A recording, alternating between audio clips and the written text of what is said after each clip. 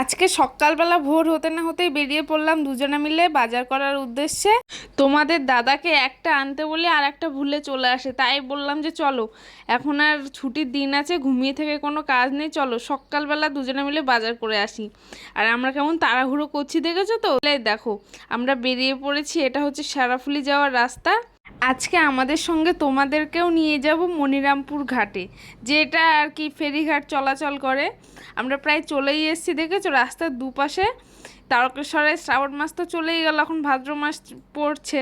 এই দেখো, তাও এখানে সারা বছরই মনে হয় শ্রাবণ মাস লেগে থাকে। ঘাটের কাছে চলে এসেছি, এবার কর্তামশাইকে গাড়িটা রেখে দিয়ে আমরা দুজনে আবার হাঁটতে হাঁটতে যাবো বাজারের দিকে। কর্তামশাই আরও ভেতরের দিকে নিয়ে যাচ্ছিল গাড়ি, আমি বললাম আর ভেতরে যে কাজ নেই, এখানটাতেই রেখে দাও, ওই মনিরামপুর ঘাটের কাছে গ্যারেজে রেখে দাও, কেননা একটু বাদেই ভিড় হতে শুরু করবে আর পরে আর বেরোতে পারবো না। এই দেখো তোমাদের ঘাটটা একটু দেখাই, এটা নিমাইয়ের তীর্থঘাট মনিরামপুর ফেরি সার্ভিস লেখাই আছে। আর এই দেখো, এই পুরো ঘাট থেকে উঠে লোকেরা স্নান টান করে এখান থেকে সমস্ত সাজানো জিনিসপাতি নিয়ে সবাই চলে যায়। এইটাই হচ্ছে বাজারে যাওয়ার রাস্তা। ওই দিক দিয়ে আরেকটা আছে, ওটা বাইরে যাওয়ার। এই দিক দিয়ে আসলাম, তোমাদেরকে একটু দেখাবো দেখে। এই বাক্স সাজানোর এমন চিলচিলি কাগজগুলো দেখিয়ে আমার নিতে ইচ্ছে করছিল। আর কর্তামশাইকে বললাম যে সূর্যমুখী ফুলটা একটু কিনে দাও, কিনে দিল না জানো তো, বলছে পরে কিনে দেবো। এই দেখো এদিক দিয়ে একটা গলি মতো দেখা যাচ্ছে, চলো তোমাদের গঙ্গা মায়ের দর্শন করিয়ে নিয়ে আসি। জোয়ার চলছে মনে হয়, দেখেছো জল কতটা চলে এসছে। আর ওইদিকে ফেরি চলাচল করছে, এদিকে দেখো জল এই পর্যন্ত থাকে না, জোয়ার চলছে এখন। আর এই দিক দিয়ে এখন চলে যাবো সোজা বাজারের দিকে, এই গলিটা দিয়ে ঢুকলেই আমাদের বাজার। এই দেখো এসে নিয়ে আমার প্রিয় পুঁই শাক। নাও ব্যাগ, কাঁটাগুলো আমার গায়ে গায়ে গুঁজে দিচ্ছে। কাঁটাটা ভেঙে নাও, কাঁটাটা ভেঙে নাও, মাথাটা কেটে বাদ দিয়ে দেবে।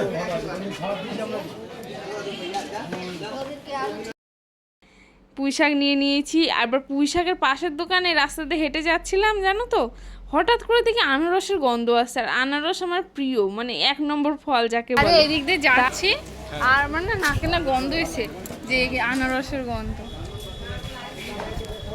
কাস্টার্ডে তো আনারসও দেওয়া যাবে না? হ্যাঁ, আনারস, আপেল, আম, যা খুশি কাস্টার্ড বানাবো বাড়ি যেয়ে। খালি একটু পটল নিয়ে নিয়েছে।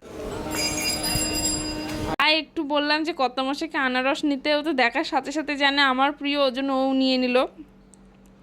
আনারসটা দিয়ে দিয়েছে, অমনি নিয়ে নিচ্ছিলাম জানো তো, পরে দেখি ব্যাগে ঢোকাতে যে হাতে ফাতে খোঁচালে। ফল নিতে এসে আমি তো পুরো অবাক।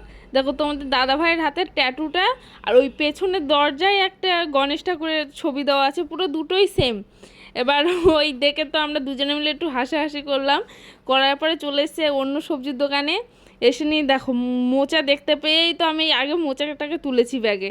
তোমাদের দাদা বলছে আমিও তো বইতে পারবো না, এই করে জানো তো, যেগুলো হালকা সেই সমস্ত সবজি নিয়ে নিয়ে বাড়ি চলে যায়।